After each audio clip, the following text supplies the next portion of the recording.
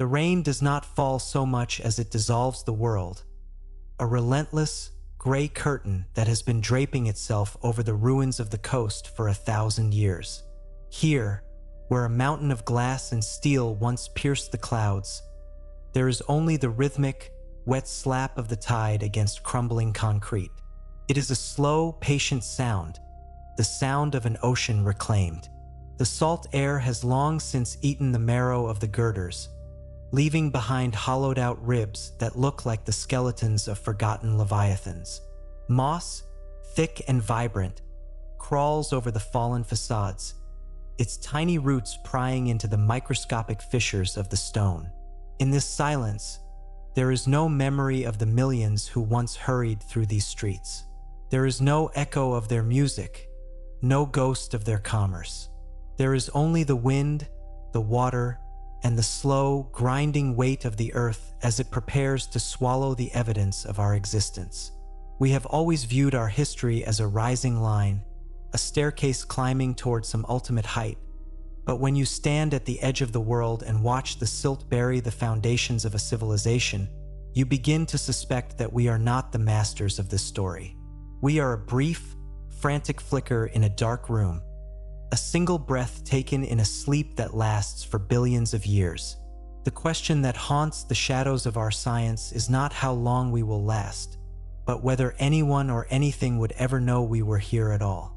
If the planet has a memory, it is written in stone, and stone is a medium that favors the patient, the deep, and the slow. We are none of those things. We are a fever, a sudden heat that burns bright and fast, leaving behind a layer of ash that the wind will eventually carry away to the furthest corners of the sea. To understand the mystery of the forgotten earth, one must first learn to look past the illusion of our own permanence and peer into the crushing depth of time, where mountains are mere ripples on a pond and the greatest of our achievements are nothing more than dust. Beneath the soil of every continent, a slow and silent conveyor belt is moving, driven by a heat that has not cooled since the birth of the sun. This is the logic of the crust, the fundamental mechanism of erasure that ensures the earth never remains the same for long. We walk upon the surface of the world as if it were a solid, unchanging stage, but it is actually a thin, brittle skin floating upon a sea of molten rock. Every mountain range we see is a temporary wrinkle, every valley a fleeting indentation. The earth does not preserve its history, it recycles it. In the deep trenches of the ocean, where the plates of the world collide, the floor of the sea is dragged down into the mantle, pulled into the white-hot furnace of the interior. There, the limestone of ancient reefs, the basalt of volcanic plains, and the silt of 1,000 rivers are melted and mixed, their distinct identities lost in the churning fire. Millions of years from now, the very ground you stand on will be pulled into this abyss, ground into liquid, and eventually spewed back out as fresh lava, a blank slate upon which a new world will be written. This is subduction, the great digestive system of the planet, and it is the primary reason why the Earth is so remarkably good at keeping secrets. If a civilization had risen and fallen 10 million years ago, its cities would have long since been carried to the edge of a plate and dragged into the fire. The skyscrapers would have been crushed into sand, the sand melted into magma, and the magma cooled into a nameless ridge of obsidian. We search for the origins of life in the fossil record, but we are only looking at the surviving fragments of a much larger, lost library. Most of what has ever lived and built upon this world has been incinerated by the planet's own internal heat, leaving no trace but a slight variation in the chemistry of the rocks. Consider the texture of deep time, a concept that defies the human instinct for narrative. We measure our lives in decades, our histories in centuries, but the Earth operates in blocks of 1,000,000 years. To the planet, 1,000,000 years is a single afternoon, a brief span in which a river might change its course or a forest might migrate across a continent. In the time it takes for a mountain to erode into a plain, entire species appear, dominate their ecosystems, and vanish without a single bone being fossilized. We often assume that because we find the skeletons of dinosaurs, we have a complete picture of the past, but fossilization is a rare, almost miraculous accident. It requires a creature to die in exactly the right place. A silt-heavy riverbed, a stagnant swamp, or a volcanic ash fall, and to be buried quickly enough to escape the scavengers and the oxygen that would dissolve its remains. For every fossil we find in a museum, billions of creatures lived and died and left nothing behind but the energy they consumed. If there were creatures before us who built with wood, or fabric, or even soft metals, their legacy would have been erased within a few thousand years. The rain would have rotted the timber, the roots would have shattered the stone, and the shifting of the soil would have pulverized the glass. In the grand ledger of the earth, our industrial age is a tiny, noisy entry written in pencil, and the eraser is already moving across the page. The stakes of this mystery are not found in what we can see, but in the terrifying silence of what we cannot. We look at the smooth, weathered hills of the oldest parts of the world and see only nature, but those hills have been rising and falling for 4 billion years. They have been covered by ice sheets miles thick, scorched by volcanic plains, and drowned by inland seas. Each time the environment shifts, it wipes the surface clean, burying the past under layers of sediment that eventually turn to stone. If there were an anomalous engineering project in the deep past, a bridge across a forgotten canyon, a harbor on a coastline that is now a desert, it would be buried under miles of rock, invisible to our satellites and our shovels. We are like children who have walked into a theater in the final minute of a 3-hour play, and yet we believe we understand the entire plot. We see the current actors, the mammals, the trees, the oceans as they are shaped now, and we assume they have always been the protagonists. But the stage has been reset 1,000 times before we arrived. The very chemistry of the air we breathe is a byproduct of previous occupants, tiny organisms that terraformed the planet billions of years ago, changing the atmosphere from a toxic mix of methane to the oxygen-rich gas that sustains us. They were the first engineers, and their legacy is the air itself, yet we rarely think of them as our predecessors. When we talk about the erasure of the human phase, we must look at the specific materials we have used to define our era. We are an age of steel and concrete, but these are fragile substances when measured against the patience of the earth. Steel begins to oxidize the moment it is exposed to the air. Within a century of abandonment, a skyscraper's structural integrity is compromised. Within 5 centuries, the floors have collapsed, and the girders have turned into piles of red dust. Concrete, though it seems as solid as stone, is prone to the freeze-thaw cycle. Water enters the pores, freezes, expands, and shatters the lattice from the inside out. Within 1,000 years, a highway is nothing more than a strip of gravel.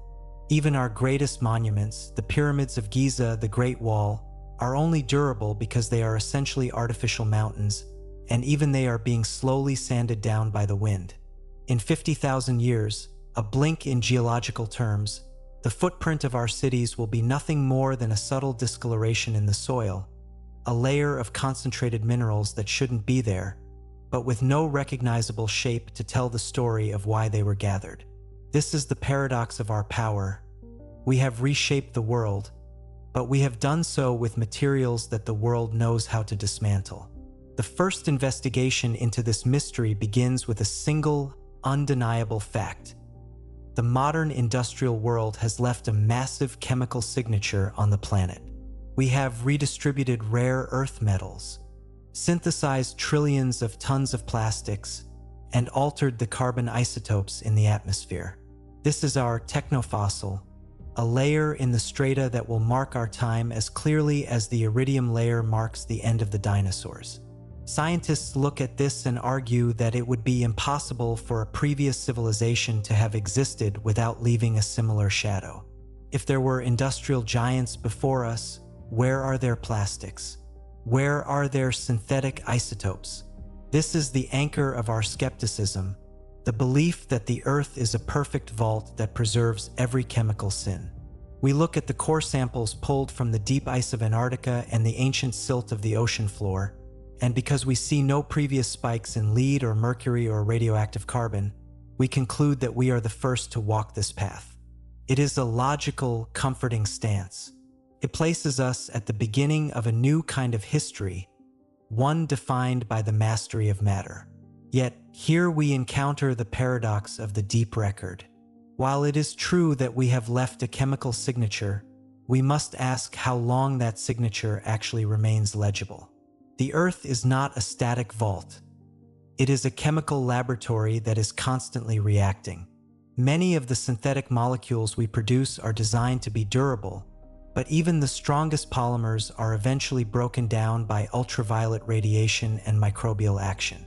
Over the course of 10 million years, a plastic bottle doesn't just sit in the ground. It is subjected to the crushing pressure of miles of sediment, the heat of the geothermal gradient, and the relentless chemistry of groundwater. It doesn't stay a bottle. It becomes a thin, oily film of hydrocarbons, indistinguishable from the organic matter of a decomposed forest. The paradox of the ghost is that the more time passes, the more the artificial begins to look like the natural.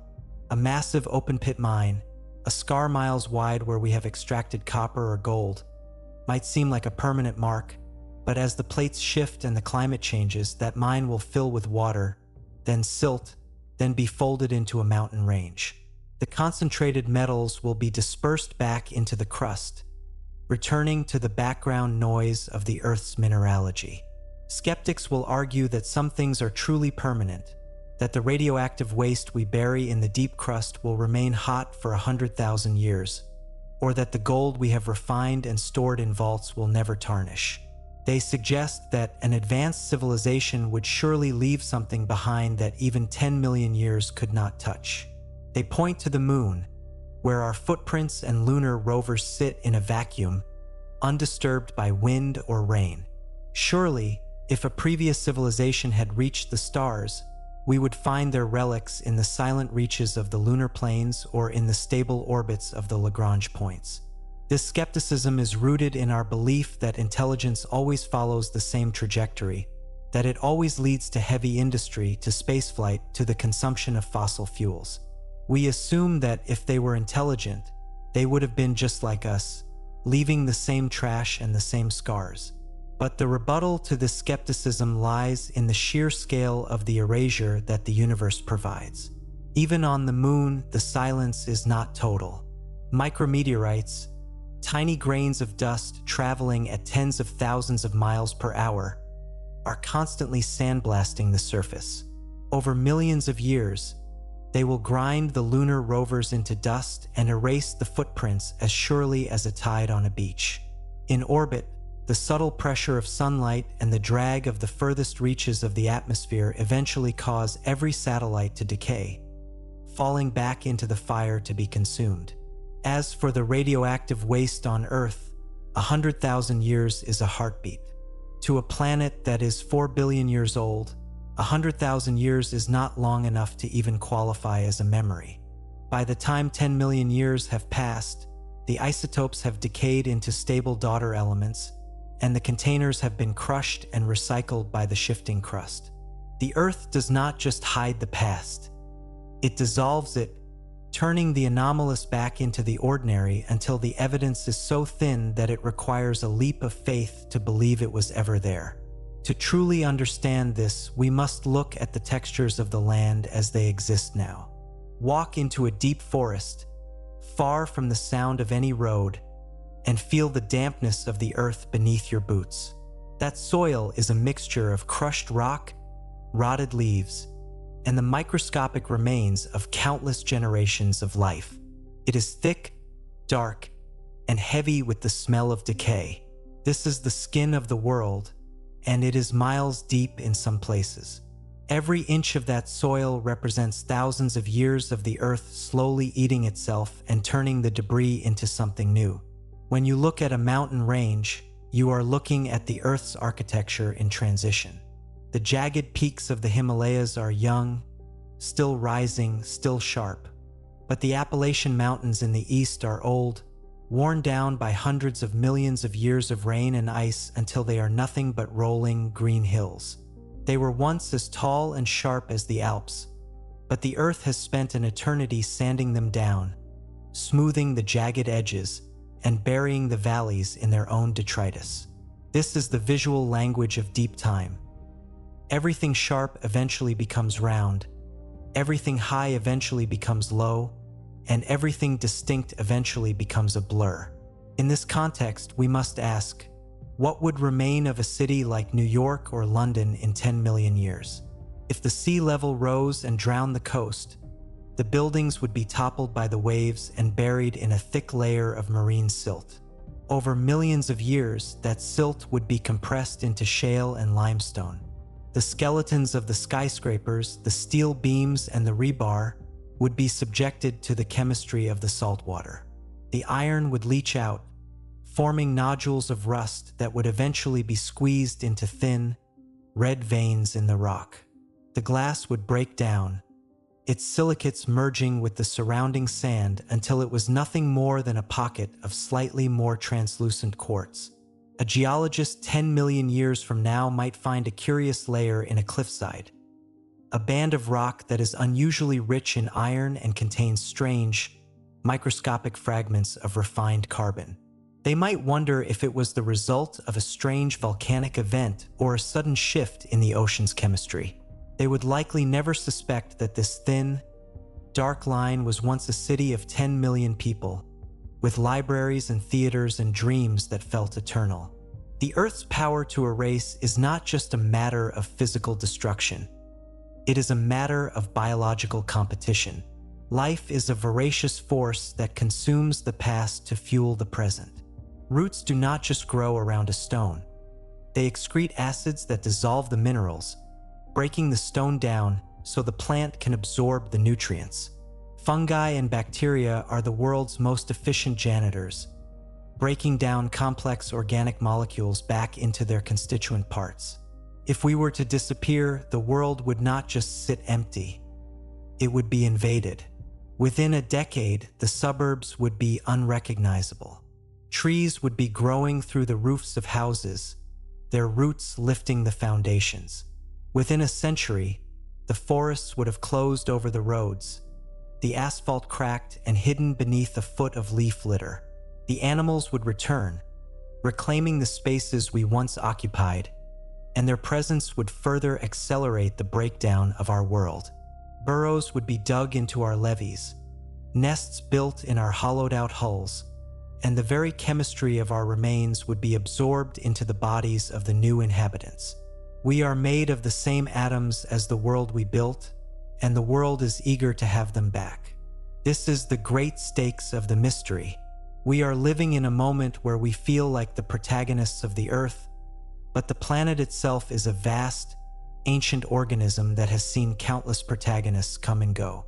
It is a world of layers, and we are simply the most recent one. Beneath us lie the layers of the ice ages, the layers of the giant ferns, the layers of the shallow seas, and the layers of the volcanic fires. Each of those worlds felt as permanent and as real as ours does now. The dinosaurs that walked the plains of what is now North America did not feel like they were part of a phase.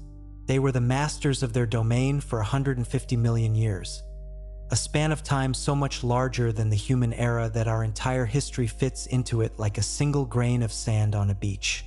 And yet, they are gone, and the world they inhabited has been so thoroughly rewritten that we have to piece it together from a few scattered bones and tracks. If a civilization as long-lived and dominant as the dinosaurs could be reduced to a few fossils in a museum, what hope do we have of being remembered? The investigation continues by looking at the paradox of engineering. We pride ourselves on our anomalous engineering, the way we have bridged the gap between the natural and the artificial. We have created materials that do not exist in nature, like Teflon and titanium alloys. We have created structures that defy the local gravity and the local climate. We believe that these things are our testament, our proof of intelligence. But the paradox of engineering is that the more sophisticated a structure is, the more maintenance it requires. A simple stone circle like Stonehenge can last for 5,000 years because it is nothing more than heavy rocks placed on solid ground. But a modern bridge, with its tension cables and its precise tolerances, will fail within decades if the rust is not scraped away and the bolts are not tightened. The more we use our intelligence to push against the laws of nature, the more violently nature pushes back once we are no longer there to resist it. Our most advanced technologies are the ones that will disappear the fastest. A smartphone will be a lump of unidentifiable plastic and copper in 1,000 years, while a hand-chipped flint axe will still be a flint axe in 100,000. We must also consider the role of the ocean, the great sculptor of the Earth's surface. Most of our civilization is built on the coasts, at the edge of the rising and falling tides. But the coast is the most unstable part of any continent. It is where the land is constantly being eaten by the waves and rebuilt by the silt. Over the long span of deep time, the sea level is never constant. It has been hundreds of feet higher than it is today, and hundreds of feet lower. There have been times when the interior of North America was a vast inland sea, and times when you could walk from London to Paris on dry land. When the sea rises, it doesn't just flood a city, it hammers it. The energy of the waves is a relentless battering ram that grinds brick and stone into sand.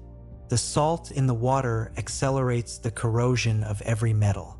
The weight of the water itself can crush hollow structures.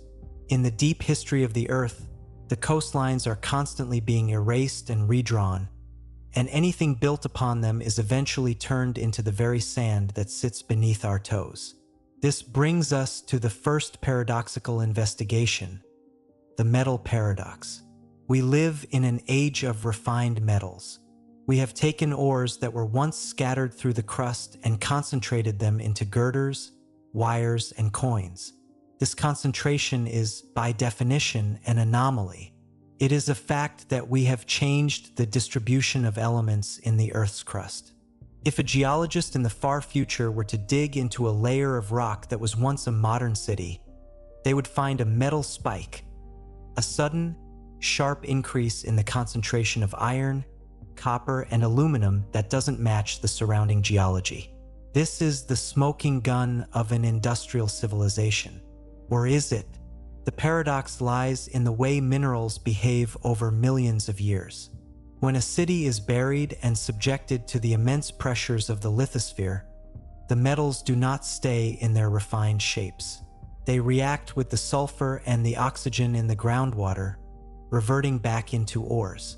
The iron becomes hematite or pyrite. The copper becomes malachite. To a future observer, a rusted girder might look like nothing more than a natural vein of iron, or perhaps a bit more concentrated than usual, but easily explained away as a local geological fluke. The rebuttal to our own importance is that the Earth has a way of making even our most refined efforts look like accidents of nature.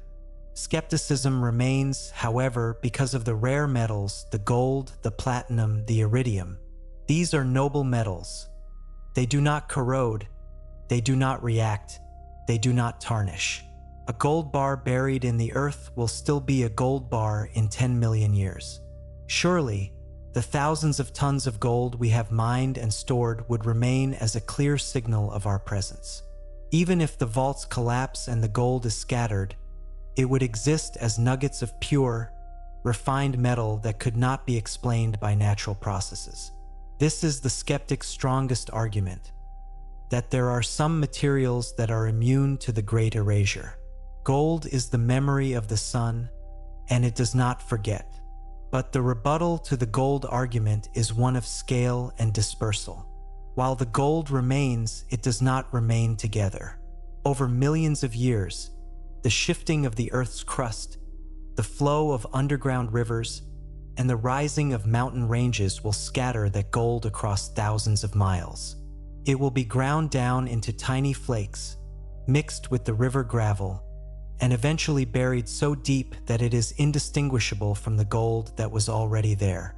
We have only mined a tiny fraction of the Earth's total gold. Most of it is still locked in the crust or dissolved in the ocean. In the vastness of deep time, our refined gold is just a small pulse of concentration that will eventually be diluted back into the background noise of the planet. The Earth is not just an eraser. It is a blender, constantly mixing the artificial back into the natural until the boundary between the two vanishes entirely. We must then look at the possibility of a pre-human phase, an idea often called the Silurian hypothesis. It asks the question, if an industrial civilization existed on Earth millions of years before us, how would we know? We look for their ruins, but we have already seen how ruins vanish. We look for their chemistry, but we have seen how chemistry fades. We are left with the realization that the Earth is so vast and so old that it could have hosted a dozen civilizations, each lasting for 100,000 years, and we might never find a single shred of evidence. It is a mystery that forces us to confront our own arrogance. We believe we are the first because we cannot imagine anything else, but the Earth is a master of the hidden. It has buried the skeletons of continents and the memories of entire oceans. It has no obligation to tell us what came before, and it has no intention of keeping our secrets once we are gone. Imagine, for a moment, a creature that lived 60 million years ago. Perhaps it was a descendant of the dinosaurs, a bird-like being with nimble hands and a complex brain. Perhaps it built cities of wood and woven fiber, harnessed the power of the wind and the tides, and even mapped the stars. It lived for 50,000 years, 5 times longer than our current civilization, and then it succumbed to a plague or a shift in the climate. What would remain of it today? Its wooden cities would have rotted in a century. Its woven fibers would have dissolved in a decade. Its bones, if they were not buried in the perfect conditions, would have turned to dust. The only trace would be a slight, anomalous spike in the carbon isotopes of a single layer of rock in a remote mountain range, a mark so subtle that we would dismiss it as a volcanic event. We would walk over the ground where its children played and see only the grass and the trees, never suspecting that a world as rich and complex as ours had once stood there. The stakes of this mystery are found in the tactile reality of the present. Touch the bark of a tree, feel the cold smoothness of a river stone, smell the damp air of a cave. These are the constants of the Earth. The forest has been here in one form or another for hundreds of millions of years. The river has been cutting its way through the stone since the land first rose from the sea. The cave has been a silent sanctuary through a dozen ice ages. We are the ones who are new. We are the ones who are temporary. The textures of the Earth are the textures of a world that is comfortable with the long view, a world that knows how to wait out the frantic activity of a species like ours. We are a phase, a season, a sudden storm that will pass, leaving the Earth to return to its long, slow work of being stone and water and light. Our investigation moves into the second stage, the fossil paradox. We believe we understand the past because we have the bones of the creatures that came before. We see the trilobites of the Cambrian, the ferns of the Carboniferous, the dinosaurs of the Jurassic. We see a progression of life that seems to lead toward us. This is the fact of the fossil record, a physical history of life on Earth. But the paradox is that the fossil record is incredibly biased. It favors creatures with hard parts, shells, teeth, bones, and creatures that live in wet, sedimentary environments. We have no record of the soft-bodied creatures that lived in the highlands, no record of the beings that lived in the deep forests where the soil is too acidic to preserve bone. We are looking at a puzzle where 99% of the pieces have been thrown away, and we are trying to guess the picture from the 1% that remains. Skeptics will point to the explosion of human activity as something that would surely fossilize. We have billions of people, billions of domestic animals, and billions of tons of trash. Surely, even if only a fraction of this is preserved, it would be enough to mark our era forever. They imagine a future paleontologist finding a fossilized landfill, with the outlines of tires and the imprints of plastic containers clearly visible in the stone. They imagine the skeletons of our cattle and our pets being found in the millions, a sudden global surge of a single type of animal that could not be explained by natural evolution. This is the skeptic's anchor, the belief that our sheer scale will overcome the rarity of fossilization. But the rebuttal lies in the nature of the human layer. Because our civilization has lasted such a short time, barely 10,000 years of organized activity, the layer of rock we leave behind will be incredibly thin. In most places, it will be less than an inch thick. Over 10 million years, that inch will be subjected to the same crushing forces and chemical reactions as everything else. The bones of our cattle are soft and porous compared to the dense bones of a dinosaur. They will dissolve in acidic groundwater or be crushed into powder by the weight of the miles of rock above them. The landfill, once buried, will be compressed until it is nothing more than a thin, black lens of carbonaceous material. A future observer might see it and think it was a small, ancient peat bog or a localized patch of organic rot. The scale of our activity is massive in the present, but in the compression of deep time, it becomes a whisper, a momentary blip that is easily lost in the static of the Earth's long history. The third investigation takes us away from the visible surface and into the invisible whispers of the air itself, the atmospheric paradox. It is a scientific fact that we have fundamentally altered the chemistry of the Earth's atmosphere. We have dug up the carbon that was sequestered hundreds of millions of years ago by ancient forests and released it back into the sky in a single, frantic heartbeat of history. We can see this change today in the ice cores pulled from the frozen wastes of Greenland and Antarctica. These long, translucent cylinders of ice contain tiny bubbles of ancient air, trapped like insects in amber. When we melt those bubbles, we are smelling the breath of the world as it was 10,000, 50,000, or 100,000 years ago. In our current era, the concentration of carbon dioxide and methane has spiked to levels that have no precedent in the recent record. This is our clearest signature, a chemical scream that echoes across the planet. If a future intelligence were to find a preserved glacier or a deep-sea sediment core from our time, they would see a sudden vertical line in the data, a moment where the world's thermostat was kicked into high gear. The paradox, however, lies in the volatility of the atmosphere. The air is the most restless part of the Earth. It mixes, it reacts, and it eventually washes its contents back into the sea and the soil. While our carbon spike is massive, the Earth has a way of absorbing these imbalances over the long term. Through the slow weathering of rocks and the growth of new life, the excess carbon is eventually pulled out of the sky and tucked away in the deep crust. Within 100,000 years, the atmosphere will have returned to its baseline, the chemical scream fading into a low hum. The paradox of the atmospheric record is that the more dramatic the change, the more violently the Earth's systems work to correct it. We are pushing the planet toward a fever, but a fever is a temporary state. Once the cause of the fever is gone, the body returns to its equilibrium, and the memory of the heat begins to dissolve into the silence of the cooling stones. Skeptics of the forgotten Earth theory will argue that a spike as rapid and intense as ours would leave a permanent scar in the isotopic record of the soil. They point to the carbon-13 excursion, a specific chemical fingerprint left by the burning of fossil fuels.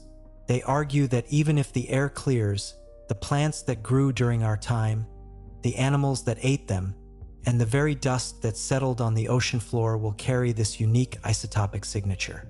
They believe that even 10 million years from now, a scientist could look at a thin layer of limestone and say with absolute certainty that something strange happened here, that a massive amount of organic carbon was suddenly injected into the system.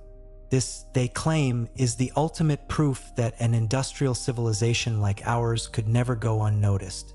But the rebuttal to this skepticism is found in the deep history of the Earth's own natural volatility. When we look back 56 million years to a period called the Paleocene-Eocene thermal maximum, we see a spike in the carbon record that looks hauntingly familiar. During that time, for reasons we still don't fully understand, the Earth's temperature soared. The oceans acidified, the poles became tropical, and a massive amount of carbon was released into the atmosphere. The isotopic signature of that event is preserved in the rock, and to our modern eyes, it looks remarkably like the signature we are creating today. If we were to find a similar spike from 100 million years ago, or 200 million, how would we distinguish a natural volcanic eruption or a methane hydrate release from the industrial activity of a forgotten species? After 10 million years, the fine details of the spike, the decades and the centuries, are blurred together into a single geological moment. The industrial signal becomes indistinguishable from a natural pulse. The Earth has a limited vocabulary for catastrophe, and it uses the same words for a volcano as it does for a factory. The fourth investigation moves into the darkest corners of our legacy, the machine paradox. We are a civilization of machines, of complex alloys, and of high-pressure engineering. We have built deep-sea cables that span the abyss, tunnels that pierce the roots of mountains, and nuclear reactors that harness the energy of the atom itself. These are not simple stone huts. They are anomalous structures that require a level of precision that nature rarely produces on its own. The fact is that we have created objects that are fundamentally unnatural. If you were to find a titanium turbine blade or a ceramic insulator in a layer of coal, there would be no way to explain it through the traditional laws of geology. These are the technofossils that should, in theory, survive as the ultimate evidence of our presence. The paradox here is the instability of complexity. The more complex a machine is, the more parts it has that can fail. A gear made of a specific alloy is a highly ordered state of matter, and nature abhors a high state of order. From the moment a machine is abandoned, the forces of entropy begin to tear it apart. Molecular bonds are broken by radiation, metals are leached away by ions in the groundwater, and the very weight of the earth above begins to deform the shapes. A tunnel under a mountain may seem eternal, but without the constant pumping of water and the reinforcement of the walls, it will collapse within a century. The shifting of the mountain itself, driven by the slow movement of the tectonic plates, will eventually snap the tunnel like a dry twig, grinding the concrete back into the rubble from which it came. The anomalous becomes amorphous. Skeptics will suggest that we have built things that are too deep and too durable to be erased. They point to the deep-sea telecommunications cables resting on the abyssal plains, where the water is near freezing and there is no light and very little oxygen. They argue that in such a stable environment, these cables, made of glass, plastic, and copper, could last for millions of years. They point to our deep-bore mines that reach miles into the crust, suggesting that even if the surface is wiped clean, the negative space of the mine shafts would remain as a geometric anomaly in the rock. Surely, they say, a perfect cylinder drilled through 2 miles of solid granite cannot be explained by anything other than intelligence. But the rebuttal is found in the crushing power of the Earth's internal movements. The abyssal plains are not as peaceful as they seem. They are subject to turbidity currents, massive underwater landslides of silt and rock that can travel for hundreds of miles, burying everything in their path under a layer of sediment as thick as a skyscraper. Over millions of years, that sediment will turn to rock, and the cables will be crushed by the weight. As for the deep mines, they are located in a crust that is constantly being folded, heated, and pressurized. A mine shaft is a pocket of air in a world of stone, and the Earth does not like pockets. The rock will eventually flow, slowly, like cold honey, to fill the void. The heat of the deep crust will melt the plastic and the copper, and the pressure will flatten the cylinders until they are nothing but thin, distorted streaks of minerals in a metamorphic slab. The Earth is a relentless perfectionist. It does not tolerate holes in its fabric, and it has all the time in the world to stitch them shut. As we move deeper into this story, we must confront the climax, the unifying theory of the pulsing Earth.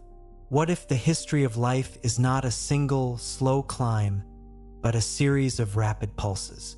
We see in the fossil record moments of sudden, incredible change, the Cambrian explosion, the rise of the mammals, the sudden appearance of complex flowering plants.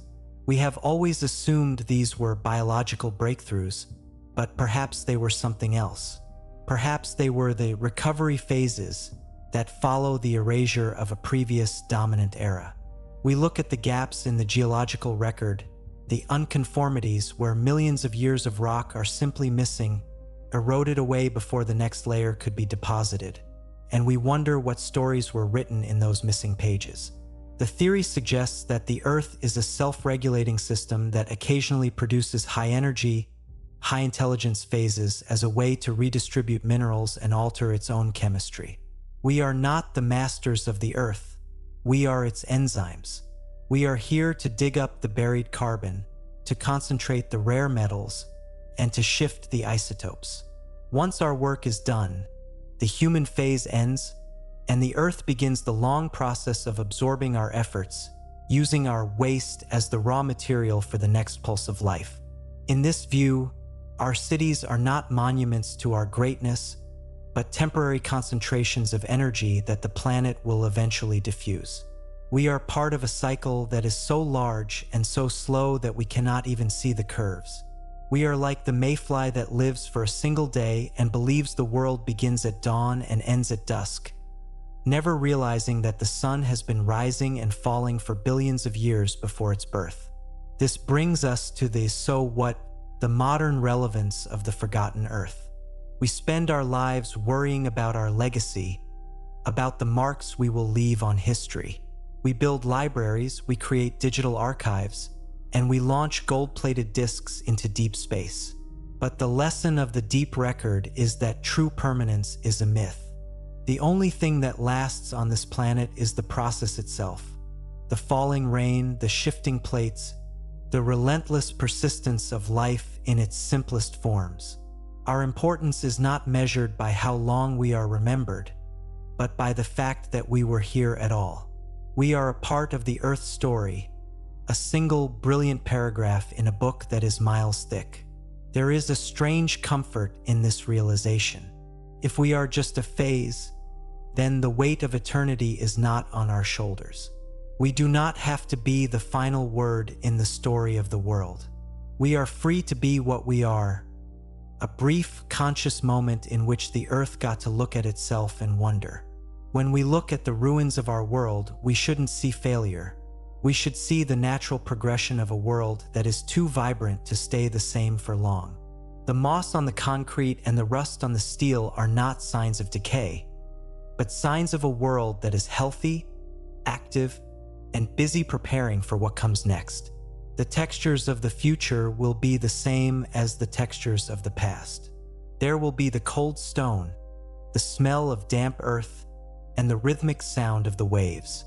There will be the slow grinding of the glaciers and the sudden fire of the volcanoes. And somewhere, buried deep beneath miles of rock and sea, there will be a thin, dark line, a layer of iron and carbon and strange isotopes. It will be the only thing left of our cities, our songs, and our sorrows. It will be a secret that the Earth keeps from its next children, a hidden memory of the time when the world was filled with the sound of human voices. As the gray rain continues to fall on the ruins of the coast, dissolving the glass and the steel, the ocean continues its patient work. The tides come in, and the tides go out, each one carrying away a few more grains of our history. The Earth is breathing, shifting its weight, and settling into a new shape. The mystery of the forgotten Earth is not a mystery of what we lost, but a mystery of what the planet is becoming. We are the architects of a ghost world, and our greatest achievement will be the silence we leave behind. A silence that is deep, peaceful, and filled with the weight of time. If you find yourself standing at the edge of a great forest or looking out over the vast, uncaring sea. Remember that you are walking on a stage that has been reset 1,000 times. Listen to the wind as it moves through the trees, and hear the echo of the worlds that came before you. The earth does not forget, it simply transforms. And as you breathe in the air that has been exhaled by 1 billion years of life, know that you are part of the most magnificent, mysterious story in the universe. The story of the earth is still being written, and the human phase is just one beautiful, fleeting line.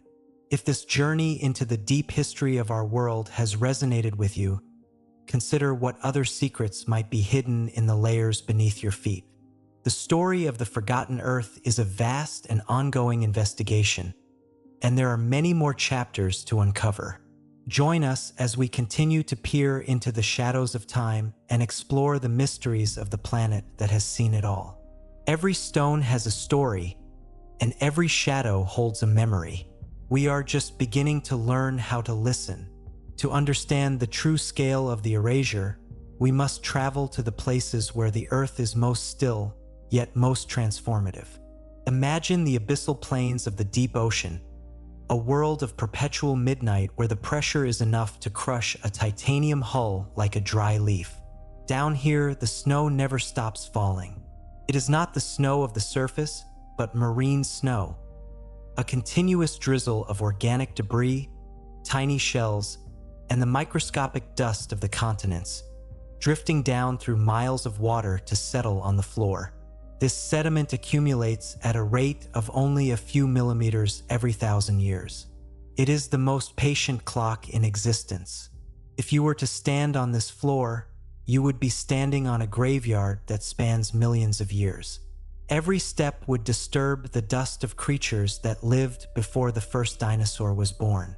In this silent world, we have placed our most enduring modern relics, the transoceanic cables.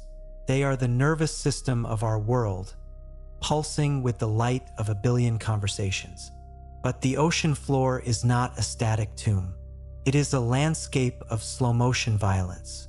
There are underwater volcanoes that spill pillows of black basalt across the plains, and there are turbidity currents, massive, heavy flows of mud that can travel for hundreds of miles, snapping cables and burying everything in their path. Over 1 million years, a cable does not just sit on the silt, it becomes part of it. The plastics in its casing are slowly leached of their chemicals, becoming brittle and porous.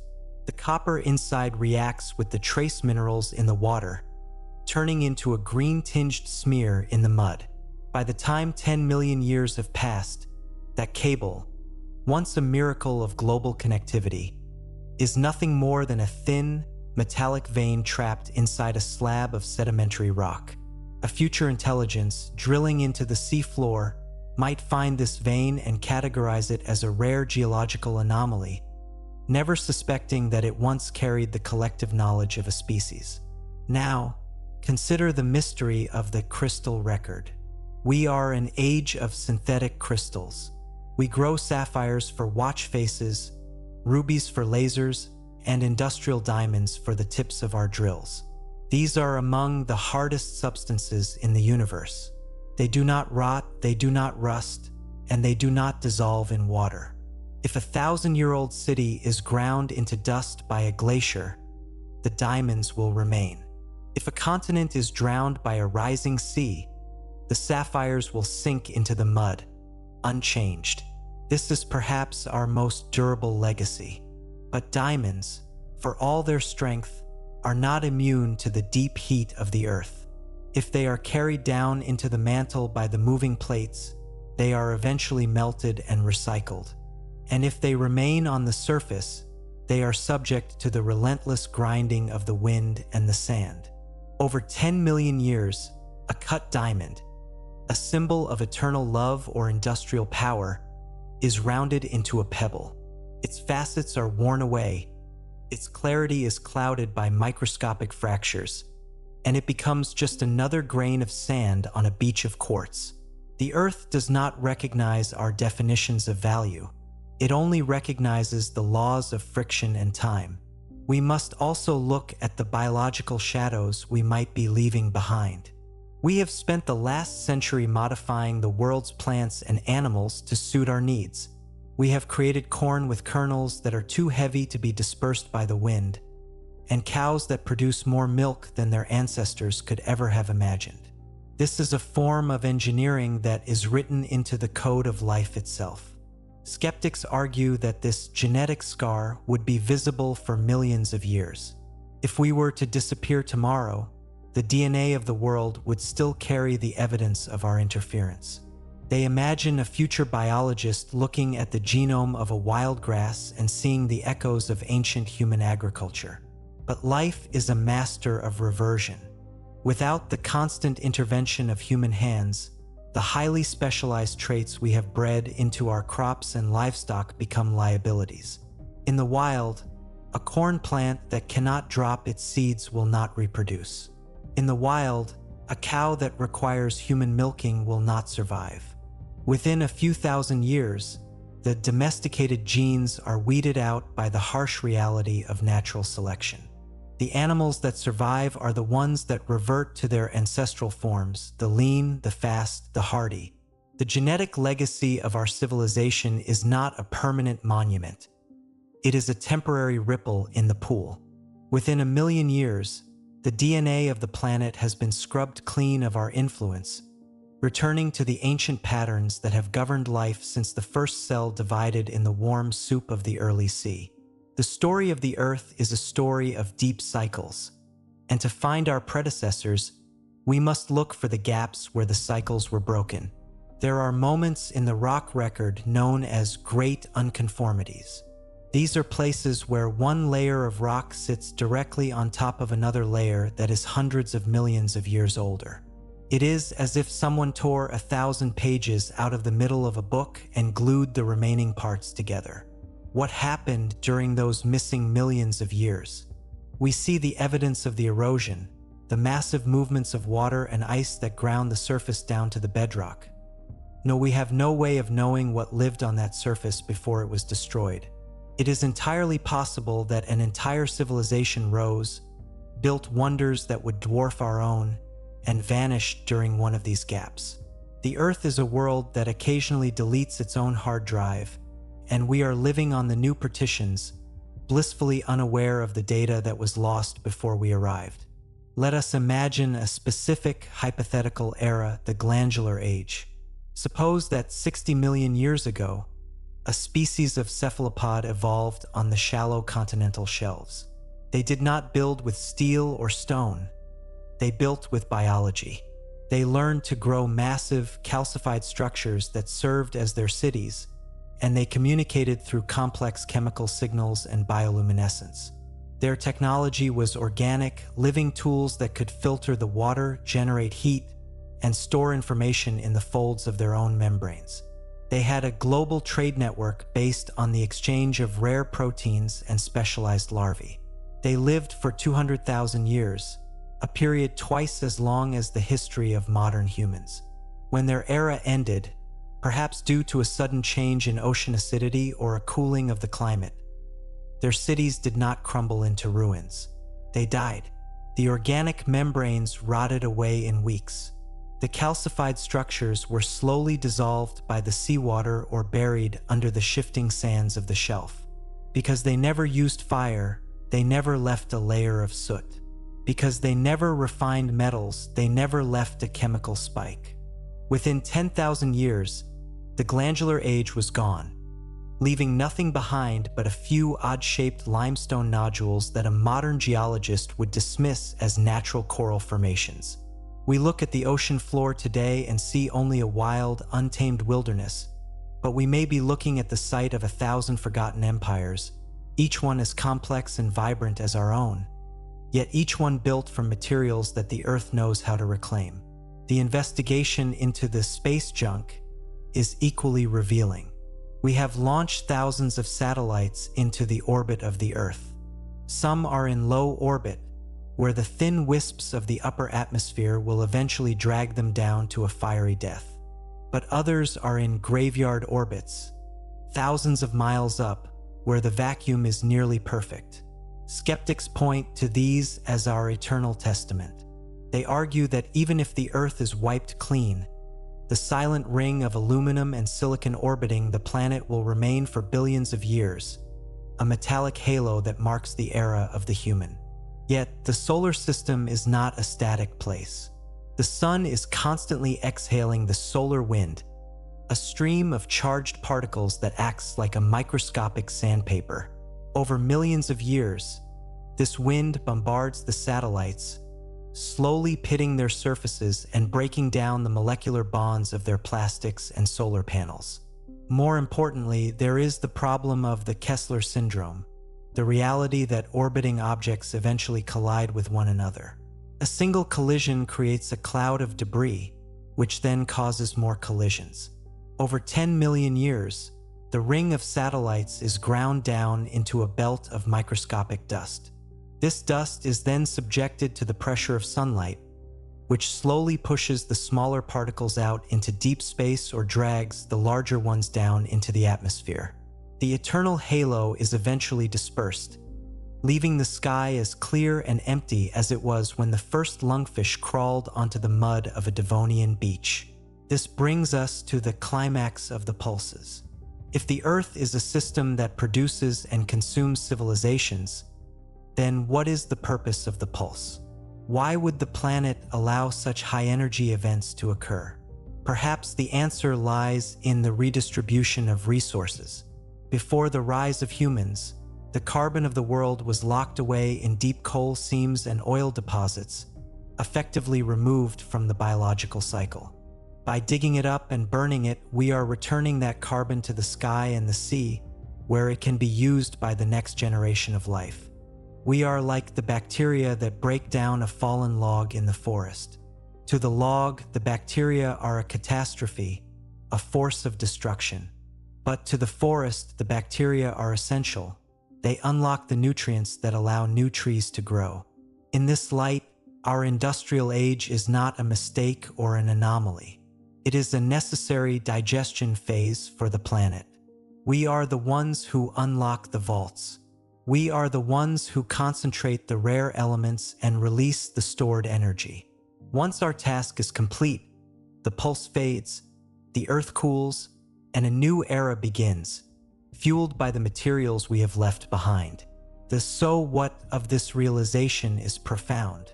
It suggests that our value to the planet is not in our art, our philosophy, or our politics, but in our chemistry.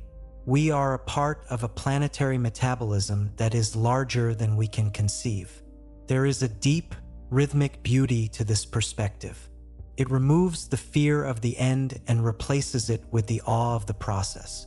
When you walk through a modern city, you can choose to see a monument to human ego, or you can see a temporary concentration of the Earth's own elements, gathered together for a brief, shining moment before they are dispersed back into the dark soil. The skyscrapers are not steel and glass. They are the Earth reaching upward, trying on a new shape. The lights of the city are not artificial. They are the ancient energy of the sun, stored in the Earth for eons and finally allowed to burn again. The textures of the world are the only things that remain. The cold of the stone will always be there. The smell of the damp earth after a rain will always be there. The weight of the deep time is a heavy, comforting blanket that covers all our anxieties. We are a part of a story that does not need us to remember it. The Earth has a long memory, but it is a memory of forces, not of names. It remembers the pull of the moon, the heat of the core, and the slow, grinding dance of the continents. It does not need to remember the humans because we are already a part of its fabric. We are the stone, we are the water, and we are the light. As the gray rain falls on the crumbling concrete of a forgotten coast, it is not a sad sight. It is a cleaning. The water is washing away the dust of a brief and frantic era, preparing the ground for the next seeds. The ocean is reclaiming its territory, its waves smoothing the jagged edges of our ruins until they are as round and soft as pebbles. The wind is carrying away the last echoes of our music, blending them with the rustle of the leaves and the roar of the surf. The Earth is at peace. It has survived the ice, the fire, and the impact of the stars. It will survive us, and it will use our remains to build something even more magnificent. The mystery of the forgotten Earth is the mystery of our own belonging. We are not visitors here. We are the Earth itself, momentarily awake and curious. And when our moment of wakefulness passes, we will return to the long, deep sleep of the mountains and the sea. We will be the layers that the next children walk upon, and they, too, will look at the stars and wonder if they are the first. The silence will be their answer, a silence that is not empty, but full of the presence of all that came before. Listen to that silence now. It is in the space between your breaths. It is in the stillness of the deep woods. It is in the heart of the stone. It is the sound of the earth waiting. It is the sound of the great erasure, and it is the most beautiful sound in the world. For in that silence, there is the promise that the story will never truly end. It will only turn the page, and the new world will begin, fresh and clean, beneath the light of the same ancient sun. If this exploration of the deep time and the pulsing earth has brought you a sense of perspective, hold on to that feeling. The world is much larger than the moments we occupy, and the mysteries of the past are only matched by the mysteries of the future. The forgotten earth is still here, beneath your feet and all around you, hiding its secrets in plain sight. Every hill is a buried city, every stone is a lost world, and every breath is a connection to the billion-year-old dance of life. Join us again as we continue to uncover the hidden stories of our planet. And remember that even in the face of the great erasure, nothing is ever truly lost. It is only waiting to be found again in a different form. The movement of the ice is a sound that exists below the threshold of human hearing, a low-frequency groan that vibrates through the bedrock of the world. Imagine a wall of ice 2 miles high, advancing across the plains of a continent with the slow, inevitable momentum of a mountain. This is the great reset of the northern and southern latitudes. In our current era, we live in a brief, warm interval, an interglacial period that has allowed us to build our sprawling cities on the fertile soils left behind by the last retreat. But the ice always returns. The orbital wobbles of the planet, the subtle shifts in the tilt of the Earth's axis, ensure that the glaciers will once again begin their march. When the ice comes, it does not just cover the land. It consumes it. The weight of 2 miles of frozen water is enough to depress the very crust of the Earth, pushing it down into the mantle. Beneath the glacier, the pressure is so immense that the ice becomes a plastic fluid, grinding the surface of the world into a fine, gray powder known as rock flour. Imagine the cities of the North, Chicago, London, Berlin, standing in the path of this advance. There is no sudden catastrophe, no dramatic explosion. There is only the slow, crushing arrival of the white wall. First, the skyscrapers are pushed over like blades of grass. Then, the steel and concrete are ground against the granite of the shield, pulverized into smaller and smaller fragments. Over 10,000 years, the entire history of a nation is turned into a layer of till, a chaotic mixture of boulders, clay, and sand that the glacier drags along its belly. When the ice finally melts and retreats, it leaves behind a landscape that is raw, scarred, and completely unrecognizable. The hills have been flattened, the river valleys have been rerouted, and the very soil has been replaced. To a future observer, there would be no sign that a city ever stood there. There would only be a vast plain of fertile silt, a blank canvas for the next forest to claim. The ice is the Earth's most efficient eraser, but it is not the only one. In the arid hearts of the continents, where the rain rarely falls, the wind takes up the task. We often think of the desert as a place of preservation, pointing to the mummies of Egypt or the silk scrolls of the Silk Road. But this preservation is a fluke of a few thousand years. Over the span of deep time, the desert is a giant sandblasting machine. The wind picks up tiny grains of quartz and hurls them against the stone at high speeds. Within 100,000 years, the Great Pyramids of Giza will be nothing more than misshapen mounds of sand. Within 1,000,000 years, the glass and steel of the desert cities will have been reduced to dust, their chemical components scattered to the four winds. The desert does not keep secrets. It grinds them into nothingness, returning the refined back to the raw and the complex back to the simple. We must now turn our attention to the deepest marks we have made, the subterranean legacy. We are a species that has burrowed deep. We have dug mines that reach 4 kilometers into the heat of the crust. We have created massive salt caverns to store our strategic oil reserves. And, most importantly, we have built deep-sea repositories for our nuclear waste, tombs designed to stay sealed for 100,000 years. These are the places where our anomalous engineering is most concentrated. In a world where the surface is constantly being scrubbed clean by ice, wind, and water, these deep pockets represent our best chance at a geological memory. Consider a nuclear waste repository carved into the heart of a billion-year-old granite formation.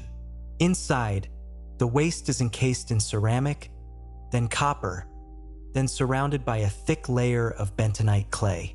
This is a structure designed to outlast the memory of our languages and our gods. But the Earth is never truly still.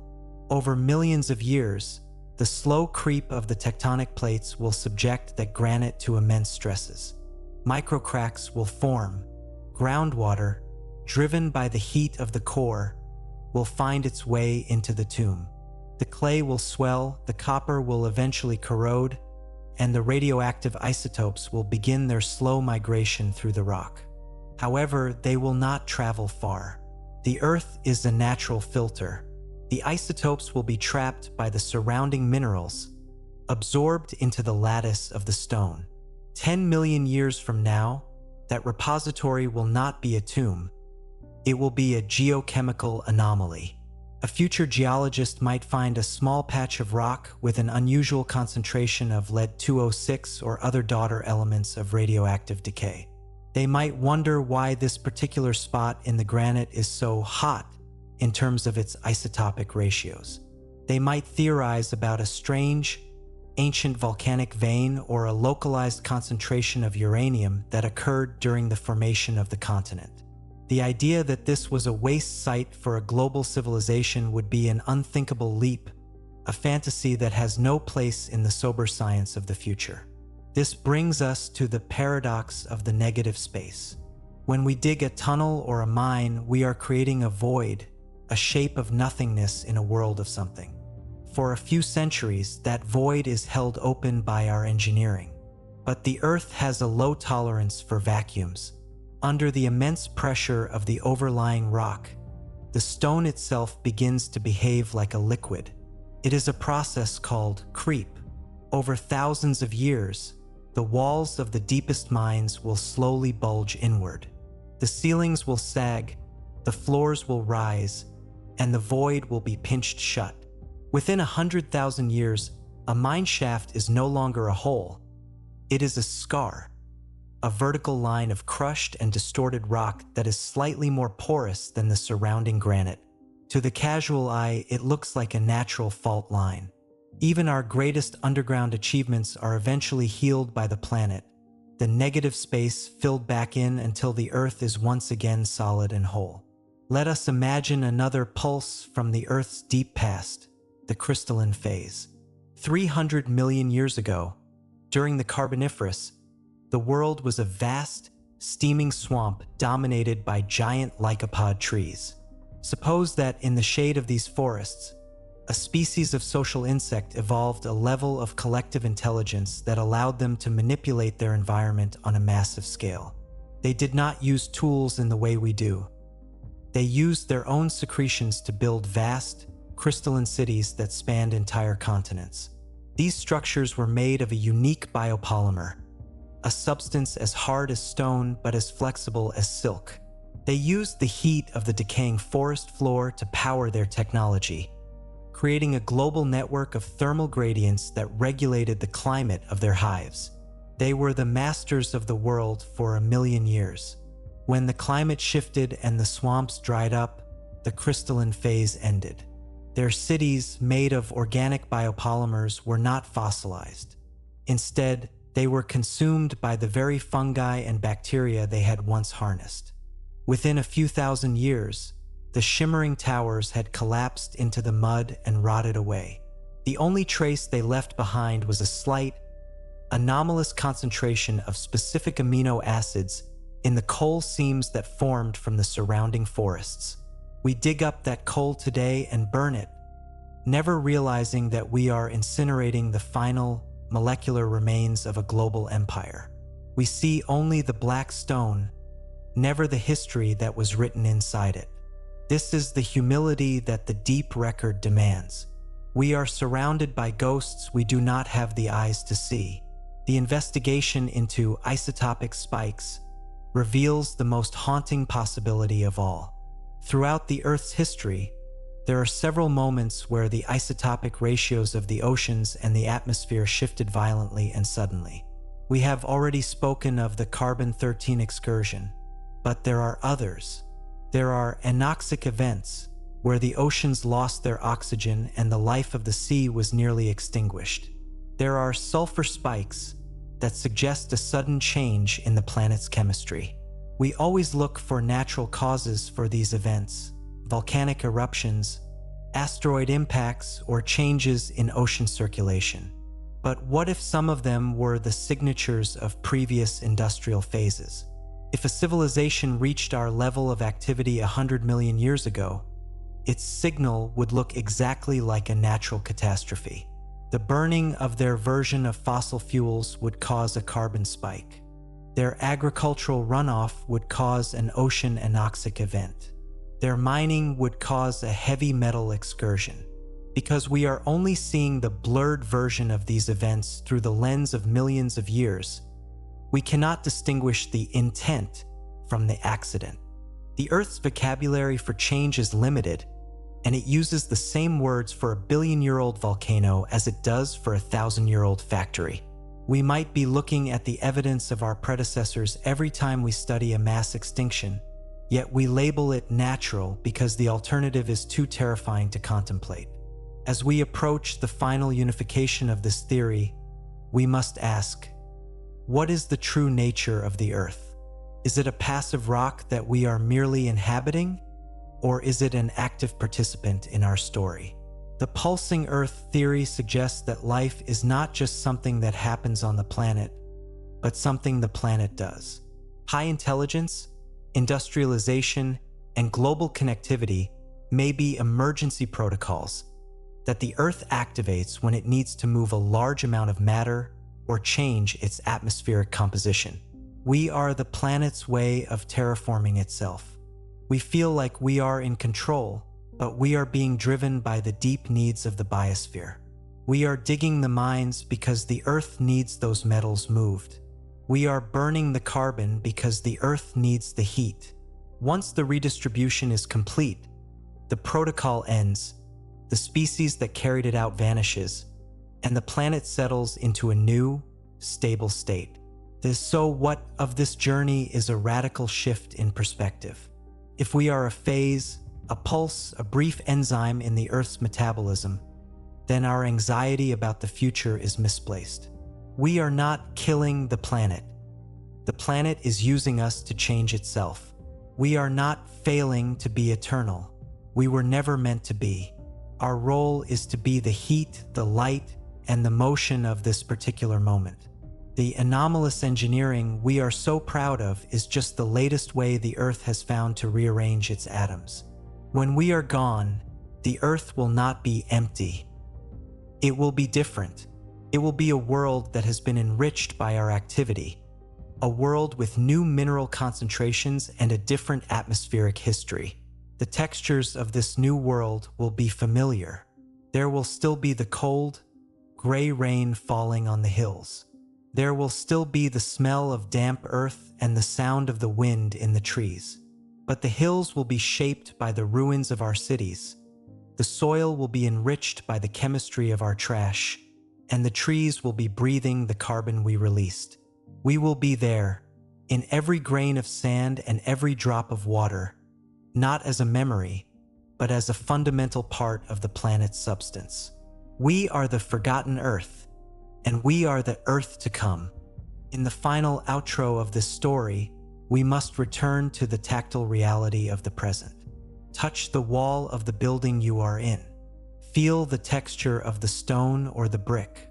That material was once deep in the earth, millions of years old before it was brought to the surface to be part of your world. One day, it will return to the earth, to be ground into dust or melted into magma. You are a part of that cycle. You are a brief, conscious flicker in the long, dark sleep of the world. Do not be afraid of the erasure. Do not be afraid of the silence. For in that silence, you are one with the mountains and the sea. The mystery of the forgotten earth is the mystery of the eternal return. Nothing is ever truly lost, because everything is part of the same singular process. The earth is a master of the hidden, but it is also a master of the revealed. Each new era brings a new way of seeing, a new way of being. And as the human phase fades into the deep record, it will leave behind a legacy that is written in the very stones of the world. We are the dream that the earth is having right now, and when the dream ends, the dreamer remains.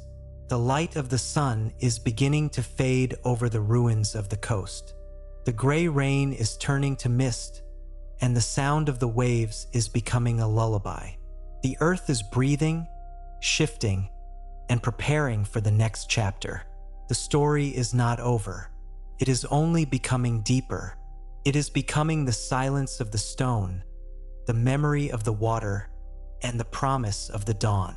Sleep well, not because it is the end, but because you are part of a world that never truly sleeps. You are the earth, and the earth is you. If you have felt the weight of time and the beauty of the great erasure, take that feeling with you. The world is a place of deep mysteries and hidden histories, and we are just beginning to learn how to read the layers. Join us as we continue to explore the shadows of the past and the possibilities of the future. The forgotten earth is waiting for you, and its story is your own. The final movement of the great erasure is not a sudden collapse, but a graceful, slow-motion reintegration. We must look closer than the mountains and the oceans. We must look at the molecular level, where the boundary between the artificial and the natural finally dissolves. Imagine the fate of a single city block 50 million years from now. The concrete, once a proud mixture of limestone, clay, and water, has long since reverted to its constituent parts. The calcium has leached out into the groundwater, forming tiny, shimmering stalactites in the hollows where the subways once ran. The aggregate, the crushed stones and sand that gave the concrete its strength, is now indistinguishable from the surrounding glacial till. If you were to run your hand over the soil of this future world, you would feel the grit of our skyscrapers, but it would feel no different than the grit of a mountain that has been ground down by time. This is the ultimate fate of all our anomalous engineering. It is not destroyed so much as it is welcomed back into the planetary family. In this deep future, the so what of our existence becomes a question of chemical legacy. We have often worried about the pollution we leave behind, the toxins and the heavy metals that stain the earth. But in the long view, even our pollution is a form of mineral redistribution. The lead in our pipes, the mercury in our electronics, the arsenic in our industrial waste. These are elements that the earth has always possessed. We have simply gathered them from the deep crust and concentrated them on the surface. Over millions of years, the rain and the shifting soil will disperse these concentrations once again. The lead will bind with sulfur to become galena. The mercury will find its way back into the cinnabar veins of the deep rock. The pollution of the human era will become the ore deposits of a future age. We are not staining the earth. We are simply stirring the pot. rearranging the elements in a way that creates new possibilities for the next pulse of life. The textures of this reintegrated world are hauntingly beautiful. Imagine a forest where the trees grow in straight, geometric lines, their roots following the ancient paths of buried highways. These trees are not remembering the roads. They are simply following the path of least resistance. The soil above the old asphalt is thinner, the drainage is different, and the minerals are more concentrated. The forest reflects the ghost of the city, not through conscious memory, but through the physical reality of the ground. The anomalous shape of the city is preserved in the natural shape of the forest. To an observer with the right eyes, the entire landscape would be a map of a forgotten civilization, a story written in the height of the canopy and the color of the leaves. This is how the earth remembers, not through archives and libraries, but through the living, breathing architecture of the biosphere. We must also consider the philosophy of the void. We are a species that is obsessed with filling the world, with buildings, with noise, with information. We fear the silence, and we fear the empty spaces. But in the story of the earth, the empty spaces are where the most important work happens. The void left behind by our disappearance is not a vacuum. It is a sanctuary. It is a space where the earth can reset its systems, where the climate can find a new equilibrium, and where life can experiment with new forms. The silence that follows the human phase is not the silence of a grave. It is the silence of a womb. It is the quiet, dark period that precedes a new dawn. When we look at the ruins of our world, we should see not a tragedy, but a magnificent clearing of the stage. We are making room for a protagonist we cannot yet imagine. The investigation into biological memory takes us into the heart of the cell. We have spent decades mapping the human genome, believing it to be the unique blueprint of our species. But the more we learn, the more we realize that our DNA is a patchwork quilt of ancient history. We carry within us the remnants of viruses that infected our ancestors millions of years ago. We carry the instructions for growing gills and tails, echoes of our time in the sea and the trees. We are not a new species. We are a remixed species. And when we are gone, the human parts of our genetic code will not simply vanish. They will be absorbed into the global gene pool, perhaps lying dormant for millions of years until the Earth needs them again. A future creature might possess a unique way of processing information or a specific dexterity in its limbs that was first engineered during the human phase.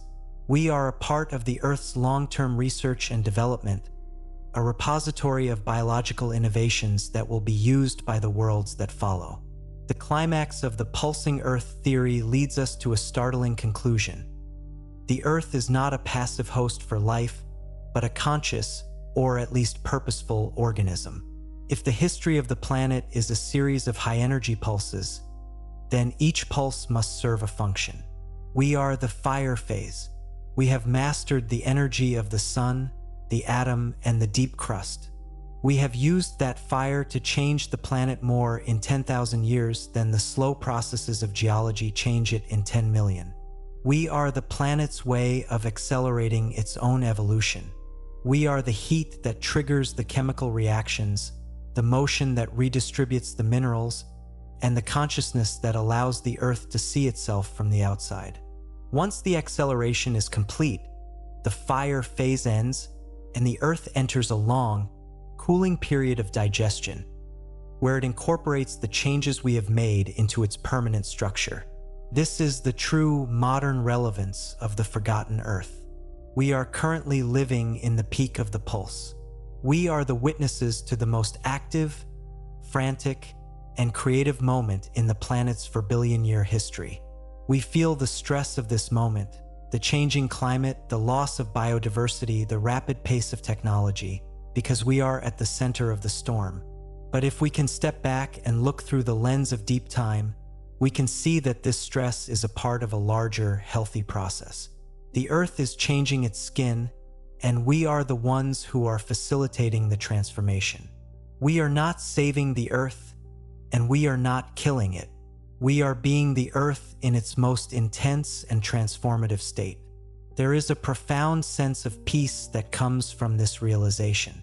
We do not have to carry the burden of being the guardians of the planet. The Earth has survived asteroid impacts that boiled the oceans. It has survived ice ages that turned the world into a snowball. It has survived volcanic eruptions that covered entire continents in fire. It does not need our protection. What it needs, perhaps, is our participation. It needs us to be exactly what we are: a curious, inventive, and energetic species that is not afraid to dig, to build, and to wonder. Our role is to play our part in the pulse, knowing that the pulse will eventually end and the silence will return. The textures of the outro are the textures of a world that is settling into its next long sleep. Imagine the last human structures millions of years from now. They are no longer recognizable as buildings. They are anomalous outcrops of mineral-rich stone. The glass from our windows has turned back into quartz. The steel from our cars has turned back into hematite. The plastic from our bottles has turned back into a thin, dark layer of hydrocarbons. These outcrops are surrounded by a world that is vibrant, green, and completely indifferent to our memory. The animals that walk among our ruins do not know that these stones were once shaped by hands. They do not know that these hills were once filled with light and music. They only know the warmth of the sun, the taste of the water, and the rhythm of the seasons. And yet we are there. We are in the chemistry of the soil that feeds the trees. We are in the isotopes of the air that the animals breathe. We are in the minerals of the stones that form the landscape. We have become a permanent part of the Earth's physical body. The forgotten Earth is not a place where we are gone. It is a place where we have been fully integrated. We are the ground, we are the sea, and we are the sky. The mystery is not whether we will be remembered, but how we will be used. Every atom that makes up your body right now has been a part of 1,000 different worlds before it became you. It has been part of a star, part of a mountain, part of a dinosaur, and part of a deep-sea vent. And when you are done with it, it will be part of 1,000 more. You are a temporary gathering of the Earth's elements, a brief and beautiful arrangement that is currently capable of thought and feeling. As the gray rain on the coast begins to lift, a pale, ancient light breaks through the clouds. It illuminates the ruins, turning the crumbling concrete into something that looks, for a moment, like a temple. The ocean is calm, its tides retreating to reveal a beach made of sand that was once glass and steel. The wind is a soft whisper, carrying the scent of the damp earth and the salt spray. The earth is at rest. It has finished another pulse, and it is ready for the long, slow work of being stone and water and light. The story of the humans is over, but the story of the earth continues, richer and more complex than it was before we arrived. Listen to the rhythmic slap of the water against the shore. It is the sound of the planet's heartbeat, slow and steady and sure. It has been beating for 4 billion years, and it will beat for billions more. We were a single, rapid beat in that long history, a quickening of the pulse that brought a new kind of intensity to the world. And now, the pulse is returning to its baseline. The silence is not an end. It is a completion. The forgotten Earth is the fulfilled Earth, a world that has taken everything we gave it and turned it into something new. If you find yourself looking at a piece of rusted metal or a fragment of broken glass, do not see it as trash. See it as a mineral in transition. See it as a part of the earth that is on its way back to the heart of the world. And when you look at the stars, remember that the atoms in your eyes were forged in the same furnaces that created the planet beneath your feet. You are a part of a singular, magnificent process that is too large to be captured by a single name or a single species. You are the Earth's memory of itself, a brief and shining moment of awareness in the long, dark sleep of time. The mystery is solved not through discovery, but through acceptance. We are a phase, we are a season, we are a pulse, and in that realization we find our true place in the story of the world. We do not need to be eternal to be meaningful. We only need to be here, now, in the midst of the fire and the light. For the earth is a master of the great erasure, but it is also a master of the eternal return. Nothing is ever truly lost. Everything is simply waiting for the next pulse to begin. As the light fades and the stars begin to appear in the vast, clear sky, the earth settles into the deep, peaceful silence of the ages. The mountains stand as silent witnesses to the world that was and the world that will be. The oceans continue their patient, rhythmic work, carving the future out of the past. And somewhere in the deep layers of the crust, the story of the humans is being written in the language of the stones. It is a story of fire and motion, of intelligence and energy, and of a species that loved the world so much it tried to change it. It is a beautiful story, and it is exactly where it belongs, in the arms of the planet that gave it life. If this journey has given you a new way to see the world around you, carry that perspective as a quiet strength. The earth is much older and much wiser than we often remember, and its capacity for renewal is infinite. The forgotten earth is not a ghost story. It is a love story, the story of a planet that never stops creating, even as it erases. Join us as we continue to listen to the whispers of the stone and the songs of the sea. The secrets are all around you, hidden in the textures of the land and the rhythms of the air. You are part of the greatest mystery in the universe, and the next chapter is just beginning. The wind has died down now, and the mist is thick over the quiet ruins. The earth is breathing, slow and deep. The pulse has passed. The silence is complete, and in that silence we are home,